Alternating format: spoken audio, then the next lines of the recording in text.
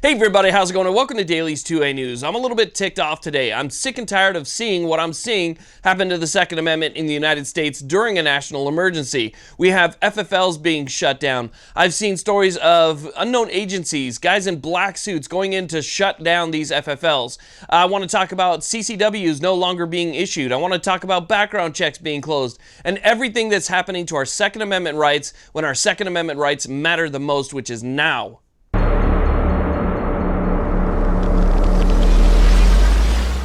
Okay, so listen up. There's two different groups of people right now that are panic buying firearms in the United States. Okay, you have the first group, which is people like me that already own firearms, ammunition, and magazines. They're going out there and they're trying to get what they can get before the shelves end up empty. And then you have a second group of people who are panic buying, but they're not panic buying because things are disappearing. They're panic buying because they see an underlying issue that makes them afraid. They want to be able to protect themselves. They want to be able to protect their family. They want to be able to protect their supplies. They see a bigger picture amongst a bunch of other things and the fact that things are disappearing off shelves. So they're trying to go to their FFL to get the proper tool to defend their family, to defend their friends, to defend their supplies. Because the underlying issue that I'm talking about here is the potential for societal collapse. Will it happen? Nobody knows. But it is a potential, especially in a national emergency like this that is unprecedented, where we have a majority of the country sitting at home, not making money. These are people who have lost their jobs, they've lost their income, they've lost their way of life essentially.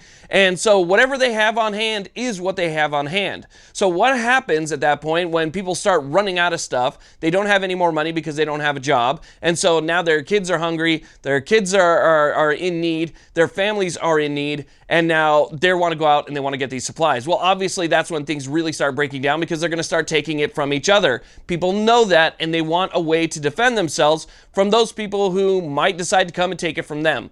Okay, so they see the collapse of society, which is, again, just a potentiality, and they want to protect themselves from it. But these government agencies are going in and they're shutting down FFLs. They're saying that FFLs are non-essential. I actually can't believe that the governor of Illinois came out and said that FFLs are essential, which is fantastic. But you have New Jersey shutting down background checks. You have Tennessee shutting down background checks, effectively ending the Second Amendment in those states for those people that want a way to defend themselves. It's absolutely ridiculous. These are people who have things that they want to be able to protect, like their lives, right? And they're not going to be able to do so because the tools that can most effectively do that have essentially been stripped away. So they don't have a Second Amendment. If you think it's just somebody not having the ability to buy a gun, that's just very narrow-minded. That's very narrow-minded. What you're missing out here is that those people who don't already own one that want to go get one don't have a Second Amendment right anymore. Their Second Amendment rights are gone. They're gone. They're stripped. They can't go buy a gun anymore. So their Second Amendment rights don't exist for those people. That means a large segment of our population right now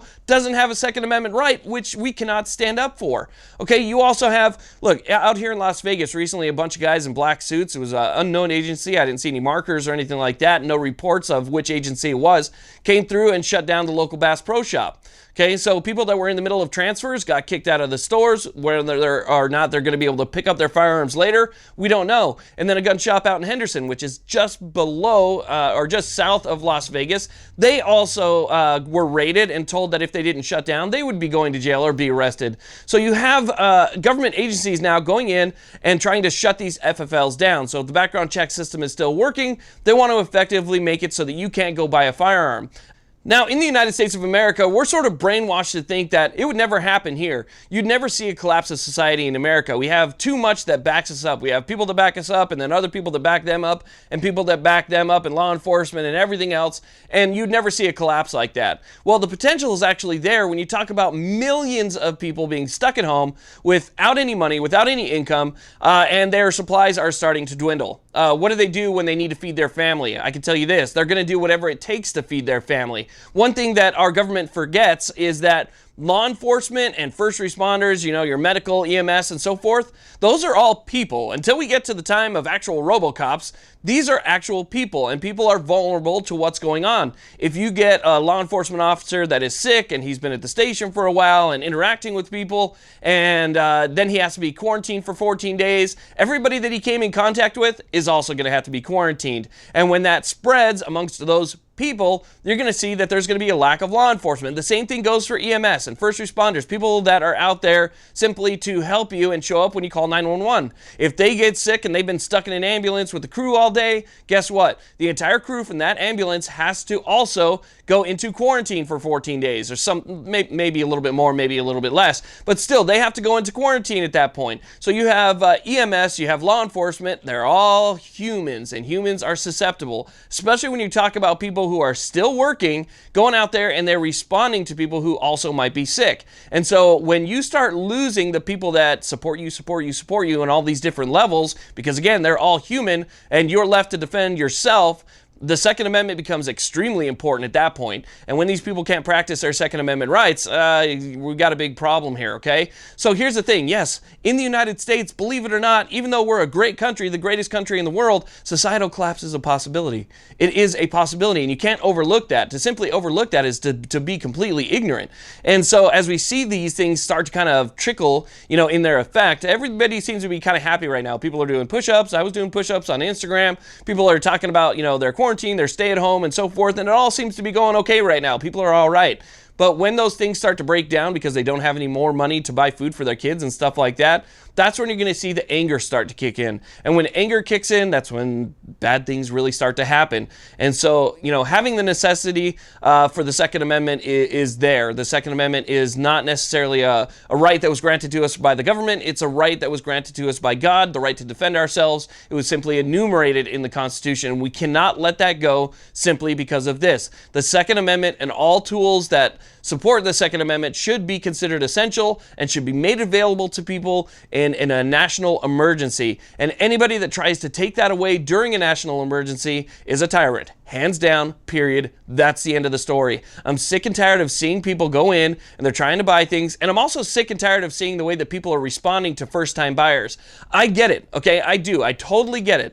People who are new to guns that maybe were liberals in the past, but all of a sudden see a need for the Second Amendment, we shouldn't be shouting them down. We shouldn't be making fun of them or, joking about it or ranting on them and stuff like that. What we should be doing is educating them to let them know the real way that things are going on without trying to shame them. Okay, they're going in to try and practice their Second Amendment, and this is our opportunity to bring them to our side, to get them to understand how things are going here. And so if we go on these long rants about how stupid these people are because they thought that people could send guns to their house and now they couldn't, well, guess what? It's not their fault that they were lied to this entire time. Yeah, it's their fault that they believed it, but these are people that they trusted. These are the politicians that are in charge that they trusted to tell them the truth, and now they're finding out that they were lied to. You can't have them shipped to your house. They have to go to an FFL. You still have to go through a background check, and in California and other states, there's still a waiting period, and there's magazine restrictions and what you can have, what you can own, and how many you can buy per month, and so forth. So they're just learning this all for the first time. So instead of talking shit and making fun of them, maybe you could just educate them and say, hey, look, you were lied to. This is not as easy as you thought. This is what we can do. This is what the politicians that you've put in charge because you voted them, let us do. Okay, that's what happens. Okay, so we need to try and educate these people that are coming over and bring them over to our side and show them that we are good people instead of just ranting because you're so pissed off because somebody asked that you maybe they pay him a little bit of extra money so they could have it now. Instead of getting pissed off about that, just educate him and say, hey, you know what? In the future, maybe don't vote for Mr. A, B, and C Democrat. Maybe in the future, vote for somebody who is pro-freedom instead, so that next time you come in, if something else happens in the future, you can maybe have it right now instead of waiting 10 days. It's a perfect educational point and not time to take all these people who are flooding into our side and say, look, you guys are idiots because you thought this. That's ridiculous. We need to restore our Second Amendment rights. We need to fight back and remove people who are trying to stop the Second Amendment from taking place during this national emergency. And we need to educate those people that could potentially come over to our side and maybe not vote the way that they did in the past. It is not the time to sit there and strip people of their rights and to also put down those people who are just learning for the first time. It's not as easy as you thought. So anyway, I'm just upset with what's happening in this country right now. We all need to band together to make sure that this does not continue to happen and the Second Amendment continues to function in every single state. So make sure you join those firearms groups, those advocacy groups that are there to support you. They're still working. They're still out there. They're still putting money towards lawyers and lawsuits and everything else because they know that once things go back into effect and people are out there and they're working again, you're going to see another flood of this Second Amendment, anti-Second Amendment gun control stuff start coming down the pipeline. So make sure you support those groups like the Firearms Policy, that supports, the Firearm Policy Coalition that supports this channel. Those are some great guys, and they are taking it to these anti-Second Amendment people across the country. So that's my rant for today. Sorry if it went a little bit long, but it angers me to see this constantly happening, and all the messages that I'm getting on my phone of people saying, hey, I can't get a CCW. Hey, I can't get a gun. Hey, my local gun shop was shut down. Hey, they're not doing background checks. Enough is enough already. Stop. These are essential businesses, and we need to make sure that they stay open and they still serve the Second Amendment community. Anyway, I want to thank you all very much for watching. Please like, subscribe, hit that little bell notification, and if you could, leave me a comment down below and let me know what you think about videos like this. Do you hate rants, or should I just continue to do them because I got a lot to rant about?